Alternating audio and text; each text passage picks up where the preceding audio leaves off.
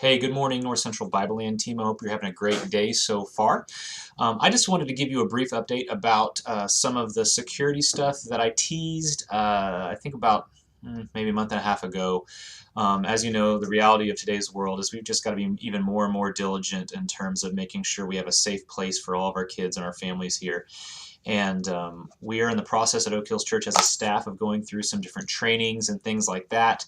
Those are not finished yet. When they are finished, I'm sure that our North Central team will rally and figure out what's the best step for our key leaders. And so, as I mentioned back then, just keep paying attention. There may at one point come a day where we need to have a little bit of a training specifically for, I mean, anybody's welcome, obviously, from the Bibleland team, but definitely our main key leaders in Bibleland.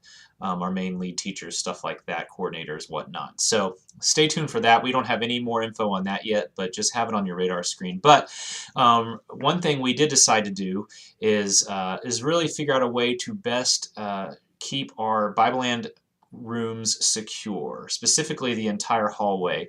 So here's what we're going to do. We kind of sort of did this in the past, but we got lax, and I think now's the time to really revisit it and be a little bit more intentional here. So here's what we're going to do. Currently, we keep the doors open to Bibleland in the front, the main two double doors, until about prayer time, and once all the kids are back, we simply shut those doors and we ask that they remain shut. We've done a mostly good job there.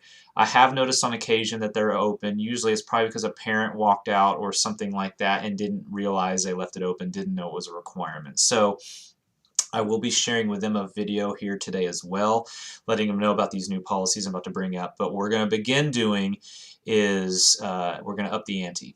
So we will keep them open until about 15 minutes into the service when prayer time is done. We know that probably the majority of our kids come back for the entire Bibleland time, but we still have a sizable chunk that elects to be with their families and do prayer and communion together, which of course we think is incredible and awesome.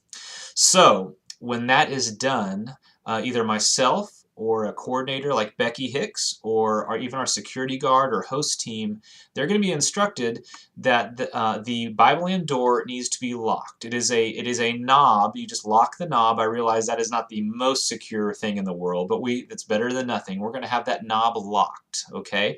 We're going to keep it locked all the way through the end of the service when it will be unlocked, all right? So, what does that though mean for the situations where a teacher needs to leave the room to find a parent, or even if a parent needs to come in and maybe check on their babies in the nursery? That's usually when a parent has to come in. It's mostly about nursery or maybe our 2- and 3-year-old class. On rare occasions, maybe they need to leave early and they come get that. So what do we do? Well, first things first. In our resource room, I will have a key that anybody who leaves Bibleland who plans to come back into Bibleland needs to take with them. That key will be hanging from the wall.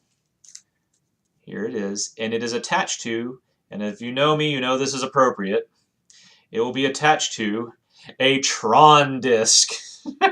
If nobody knows what Tron is, go look it up. It's an 80s sci-fi movie that they made a sequel many years later, about 5-6 years ago. Anyways, I'm a sci-fi nerd. If you haven't figured that out by now, then where have you been? Anyways, though, so until my son notices that I used his Tron disc that he hasn't touched in months and says, "Dad, find something else," this is what this is attached to. So you will leave with this entire thing. If you need to go to the restroom out there, if you need to go find somebody, whatever it is, you take this with you, okay? And then when you come back in, you take the key, you unlock the door, you make sure then when you come back in that the door is locked again, okay? And then you just go simply hang this back up in the resource room so that if someone else needs it, there you go. Now what happens if a parent's knocking on the door or whatever that is? Okay, someone shows up late, someone needs to go visit their baby. Here's what we do. So hopefully the parents will have their parent tag with them, and they will be, and I will just suggest that they be prepared to potentially show that parent tag, that sticker, just to say, hey, yeah, I've got a kid back here and it's okay for me to be back here. If not, I use that up to your judgment, your best judgment. If there's a question, feel free to text me. I will have my number available on the sign that will be both on the inside of the door and on the outside of the door. If a parent needs to get in and they can't find a way to get in, they can text me. But that's kind of where we're going to be. Also, we have not purchased new radios yet. We had some radios. We used them for a while. We actually never had to use them, but they were there. The batteries, unfortunately, as they do often with rechargeable batteries, just simply died out, and they work for like 20 minutes at a pop now, and that's no good for anybody. And it's almost just as cost effective to buy a whole new set of radios. So we are right now looking at some potential radios that we're going to buy. I will wear one. I'll have any coordinator wear one. We'll have one in the worship center booth.